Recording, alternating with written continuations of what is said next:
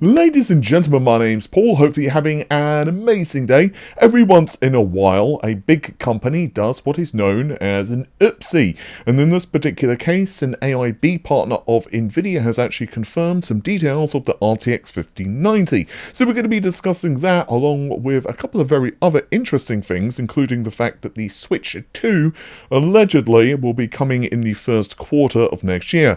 And we're going to get into all of this plus some more stuff after this quick message from the video's sponsor. If you're regularly watching this channel and consuming this type of content, chances are that you're passionate about PC gaming and hardware. But have you ever thought about turning that passion into a career? This video is sponsored by Boot.dev, a fun and accessible platform designed to help you learn programming and prepare for a dream job in one of the many industries where programming is a highly sought after skill. All of the content is free to read and watch in guest mode, but a paid membership unlocks all of the interactive features such as hands-on coding, AI assistance, progress tracking, and game elements. But it isn't just AI, there's a dedicated Discord if you ever feel you're stuck. Boot.dev makes learning to code engaging and straightforward. You'll be embarking on quests, gaining XP, and level up as you progress towards mastering programming. Plus, there are bi-monthly boss fights where the community can rally together and gain bonus XP for each lesson completed during the event. The platform focuses on back-end web development and teaches you Python and Go and provides you all of the tools you need to succeed.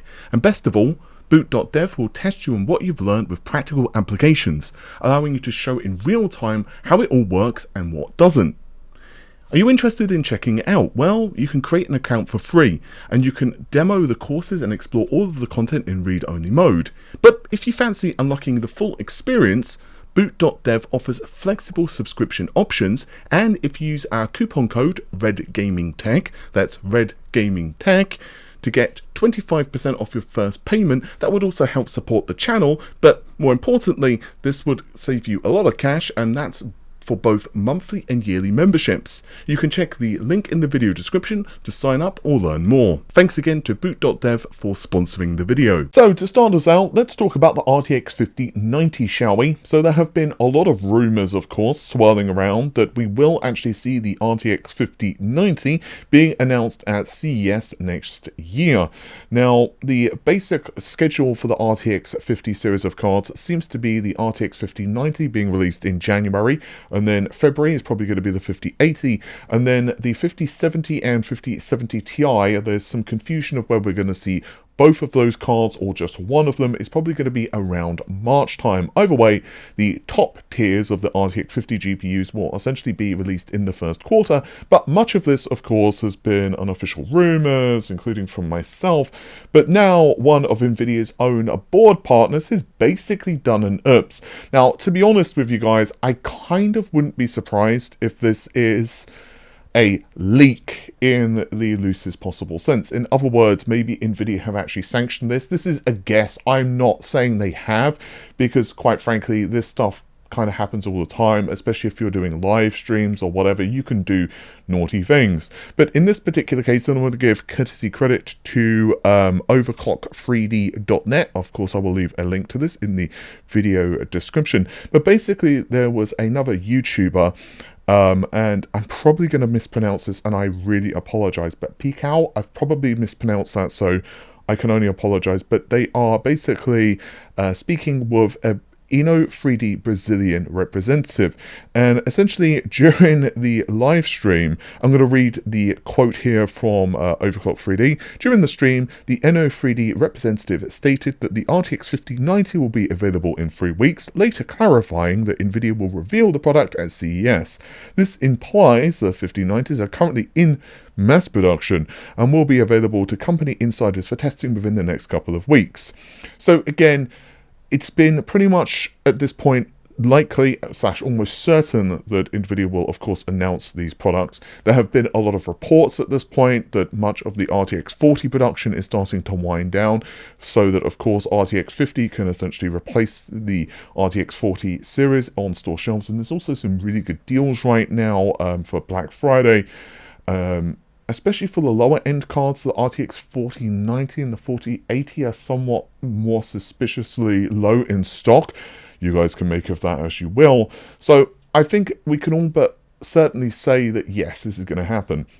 Now, I don't necessarily know what the release schedule is going to be. There have been a lot of rumors that essentially there could be a slight delay between the CES announcement and the release date. For example, we could see a couple of weeks delay or what have you, but it seems that basically this is almost certain at this point. So my advice to you guys is to save your pennies. There's another video, however, on the channel. I don't know what the order is going to be that these upload, because YouTube and processing and all of that fun stuff regarding Battle Mage, and the pricing for Battle Mage is really good. And the thing is, though, of course, Battle Mage is not going to be competing with the likes of the 5080 and certainly not the 5090, so it's going to be a really good time for GPU buyers, and that's to say nothing of RDNA 4. I will be super keen, actually, to see how the market responds, given you've got AMD and Intel going for the lower end, well, low end in quotation marks, and then, of course, NVIDIA just going balls to the wall. There has been no confirmation, of course, at this point regarding pricing. There's been a lot of rumors it's going to be around $1,900 US. The thing is, though, when you're coming and discussing prices, and this is particularly true of flagship products like the 5080s and the 5090s, what are the production volumes going to be of the cheaper cards? Now, let's just make things really simple and say you have, you know, the entry-level model, like the kind of the Founders Edition GPU, assuming the Founders Edition are the cheaper cards this time around, because that sometimes isn't the case. But sometimes you can have like the cheaper cards. Let's just use a nice easy figure and say it's $100, and then you'll have like the more expensive card, and that'll be like $120, $130. Now, obviously, I'm just making up prices here just to make things really simple, as in, like, we can kind of work out percentages, like, really easy in our head. So you're like, okay, the premium cards like 20, 30% more in some cases, what have you. But the actual number of GPUs which are available for the cheaper models is so small that typically at retail, it's not like that. So it's like, yeah, okay, technically speaking, the cheap cards are $100, and so that's technically what the MSRP is, you could say, but unfortunately that's not actually what most folks are paying, because either those cards are so highly sought after that everyone just wants to buy them, so just go out of stock really fast, or you also have the combination of, well, there's not many of those cards being released to the market, because obviously the likes of Asus, MSI, Zotac, Inno3D, what have you, they know that there's a much bigger premium on the higher end cards. Of course, there are some caveats to that. You need to make sure that the dies and the memory and stuff like that are overclockable if you've got, like, you know, specific criteria you're hitting and blah, blah, blah, blah, blah. So it's going to be really interesting to see what the stock is like. The other big thing is, while there is not mining for the 50 series cards this time around, which is a blessing, the curse is, I also would not be surprised if there are a plethora of these GPUs just being gobbled up by AI. So we'll have to wait and see on this one, guys. It's going to be interesting, to say the least. So I'm sure, I'm pretty positive that we're going to have no problems with scalpers at the least, right?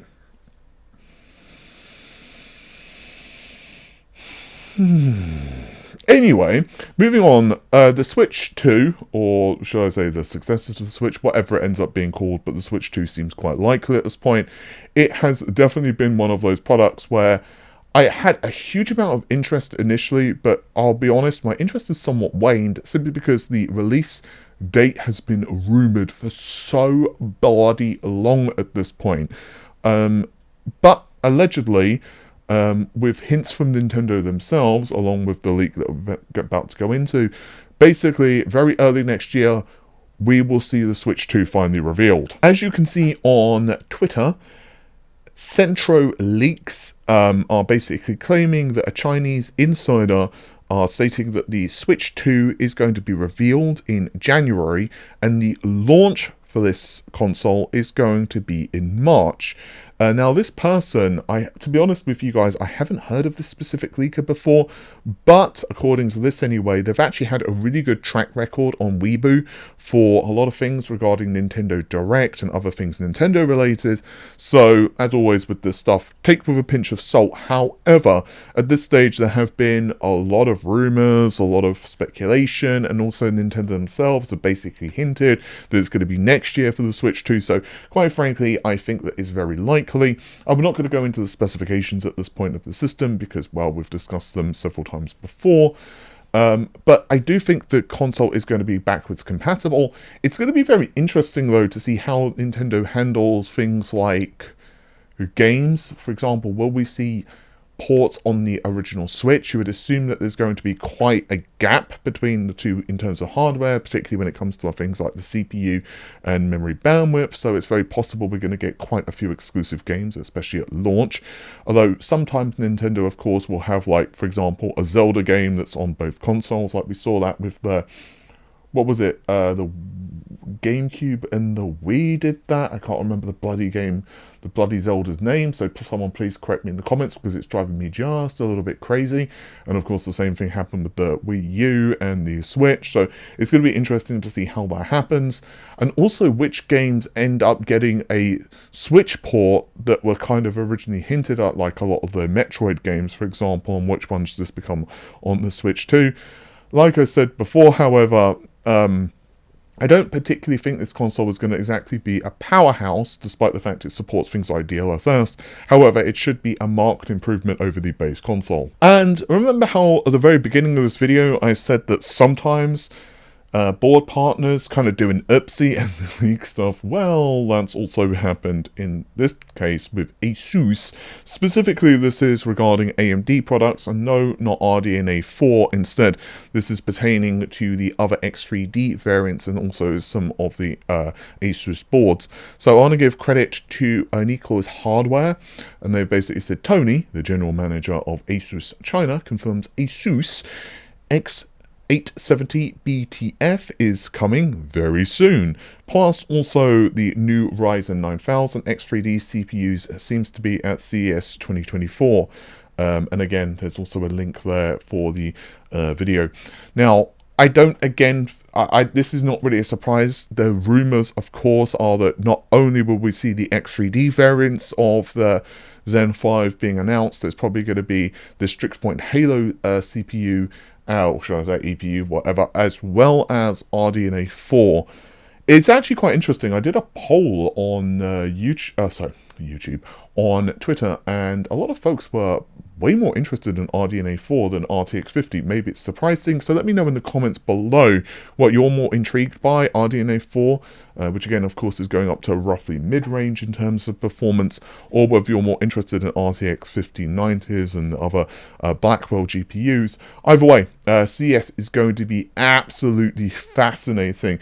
It's kind of weird, actually, like this whole next maybe 3, 4, well, wait, hang on, we're in, end of November, so I guess the next 4 or 5 months are just going to be absolutely manic in tech. You've got all of the Blackwell stuff, you've got RDNA 4, which of course is probably going to be released maybe over a couple of months as well. You've got Intel's Battle Mage, of course. You've got the Nintendo Switch 2, plus a bunch of other stuff that I'm sure I'm forgetting. So, yeah, it's going to be a very cool time in tech. With that said, guys, thanks very much for watching. Take care of yourselves. Bye for now.